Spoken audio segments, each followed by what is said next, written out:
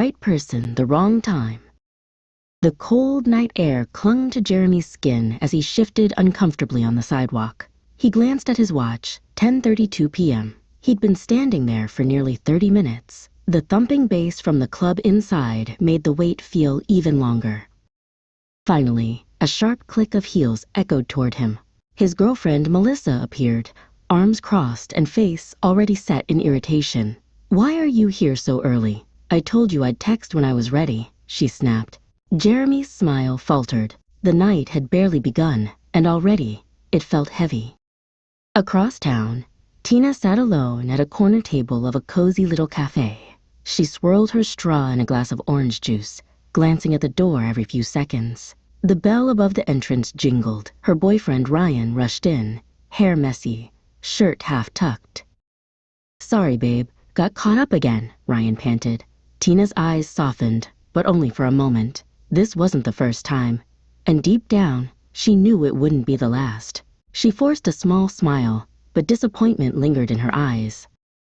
The early morning sunlight spilled into Jeremy's apartment. Birds chirped faintly outside. Jeremy leaned over Melissa, gently shaking her shoulder.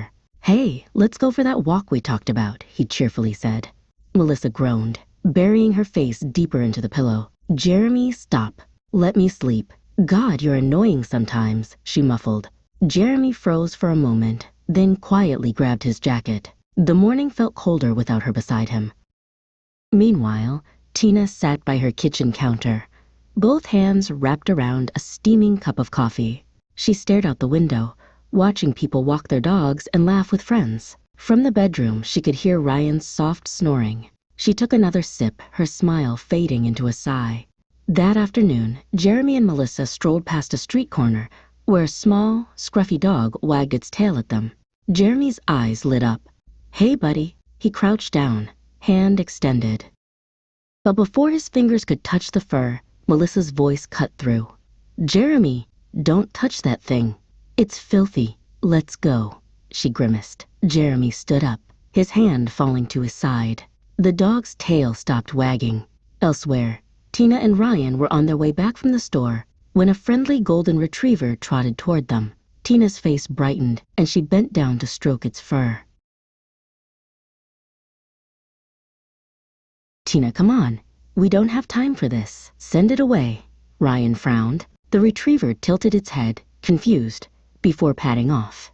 Tina straightened up slowly, a quiet sadness in her eyes. A week later, a bustling cafe framed two very different stories in the same space. In one booth sat Tina and Ryan, in another, Jeremy and Melissa. A narrow aisle separated them, yet their fates were about to align.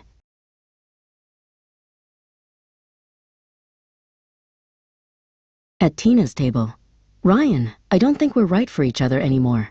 I've felt this for a while," Tina said calmly but firmly. Ryan opened his mouth, but the words never came.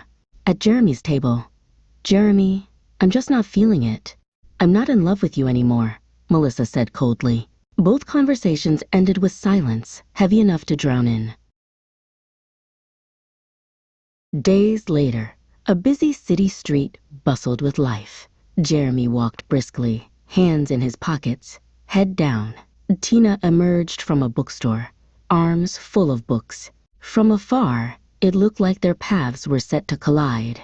But at the last second, another man bumped into Tina, sending her books scattering across the pavement. "Oh, I'm so sorry. Here, let me help you," the stranger said, kneeling. Jeremy, now just a passerby, glanced over briefly before walking on. Neither knew how close they had come to meeting. Neither knew that in another time, in another life, their stories might have been different. Sometimes, the universe writes two stories meant to cross, but not yet. Even if two people are destined to be together, when the timing is wrong, the pages simply turn another way.